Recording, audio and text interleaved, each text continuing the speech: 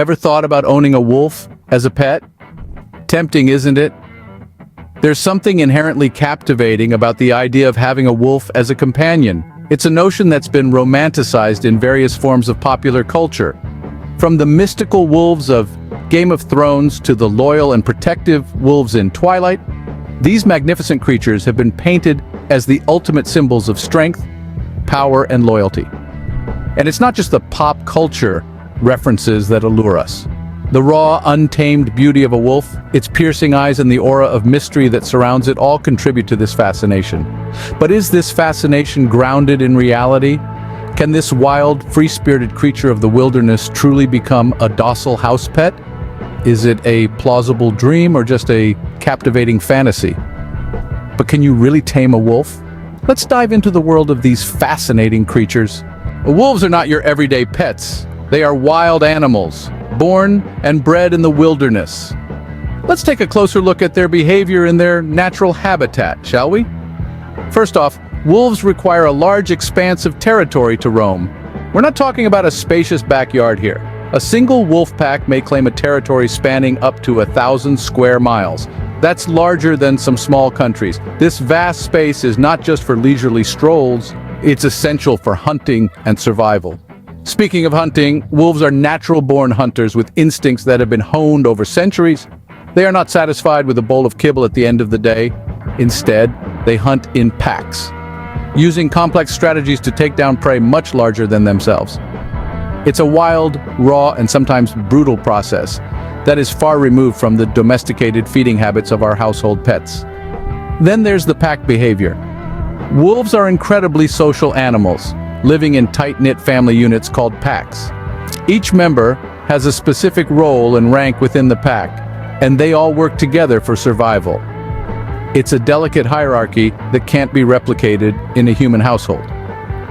The dynamics of a wolf pack are intricate and deeply ingrained, far beyond the playful romps of a dog park.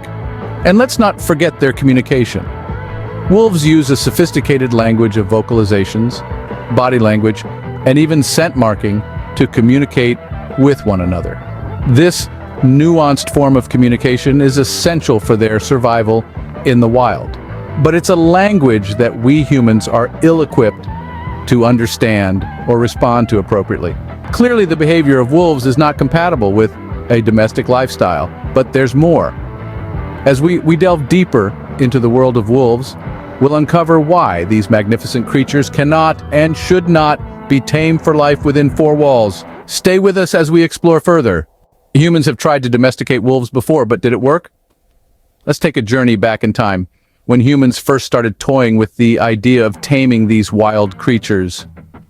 The historical attempts at wolf domestication paint quite an interesting picture. In the early days, thousands of years ago, our ancestors made some brave attempts at domesticating wolves. They saw the potential in these creatures, their strength, their speed, their keen senses. But here's the thing. Wolves are not dogs. They are wild animals with instincts honed for survival in the harshest of environments. When you look at the success rates of these domestication attempts, the numbers are startling. The vast majority of these attempts ended in failure. Why is that, you might ask? Well, it's not because these early humans lacked the skills or the will. It's because wolves are not meant to be tamed. Wolves are pack animals with complex social structures and behaviors that are deeply ingrained. They are hardwired to challenge authority, to fight for their place in the pack. This makes them unpredictable and often dangerous when placed in a domestic setting. There are countless stories of so-called tamed wolves turning on their human caretakers, often with tragic consequences. These stories serve as a stark reminder of the inherent risks involved in trying to tame a wild animal.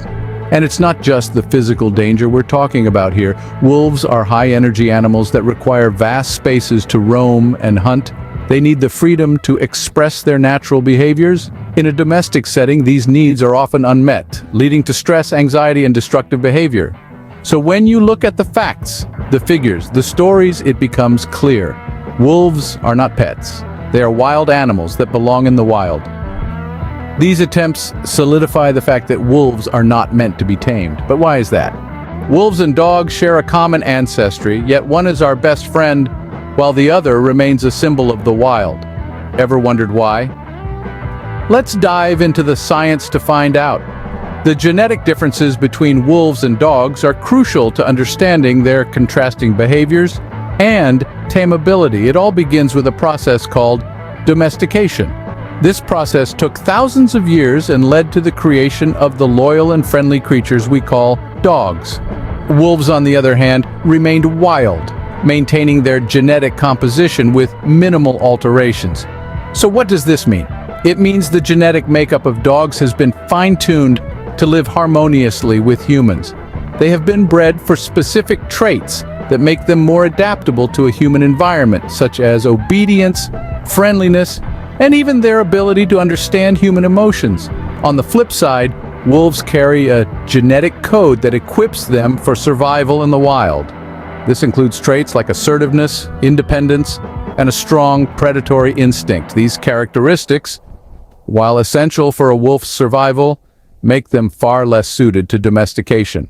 A wolf isn't going to fetch your slippers. They're more likely to see them as a chew toy.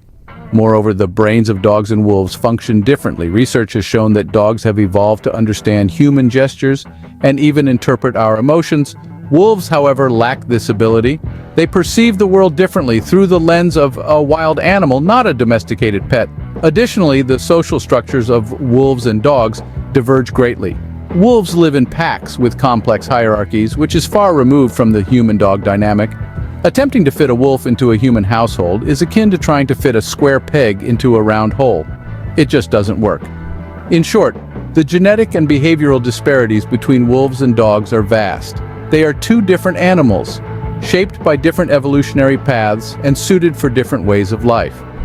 The science is clear. Wolves are not dogs, and they can't be tamed like dogs. We've talked about the wild nature of wolves, failed domestication attempts, and the science behind it all, so why can't wolves be tamed? The answer is quite simple but intriguing. It's a blend of their inherent wild behavior, unsuccessful domestication efforts, and most importantly, their genetic differences from dogs. Let's revisit these points to get a clearer picture. Wolves are creatures of the wild. They're hardwired for a life that's vastly different from the comforts of our living rooms. Their instincts and behaviors are designed for survival in harsh environments, not for fetching balls or lounging on our couches. Wolves are pack animals, hunters and roamers. They have an innate need for a large territory, and they communicate and interact in ways that are complex and often misunderstood by humans. Then we talked about the numerous failed attempts to domesticate wolves. History is peppered with stories of people trying to tame these majestic creatures only to realize that a wolf's nature is not so easily overwritten. These instances serve as poignant reminders that we can't just take a creature out of the wild, put a leash on it, and expect it to adapt to our way of life. And finally, we discussed the science behind it all. Despite their physical similarities, wolves and dogs are genetically distinct. Thousands of years of selective breeding have resulted in dogs that are genetically predisposed to be our companions. Wolves, on the other hand, have evolved to survive in the wild. Their genetic makeup is fundamentally different from dogs, and no amount of training or socialization can change that. So there you have it. Wolves are not just oversized dogs. They're a different creature altogether with their own needs, behaviors, and instincts.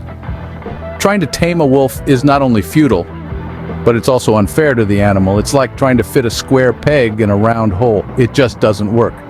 Wolves are beautiful, fascinating creatures, but they belong in the wild, not in our homes. Owning a wolf might seem intriguing, but the reality is far from ideal.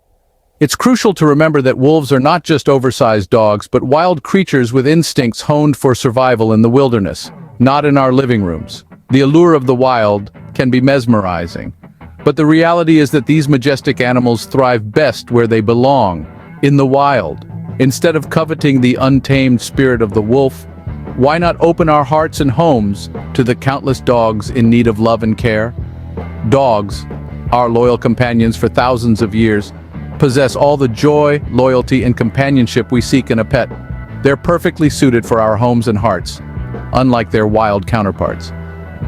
In the end, let's remember to honor the wild and the wolf. Let's respect their nature, their freedom, their right to live as they were meant to.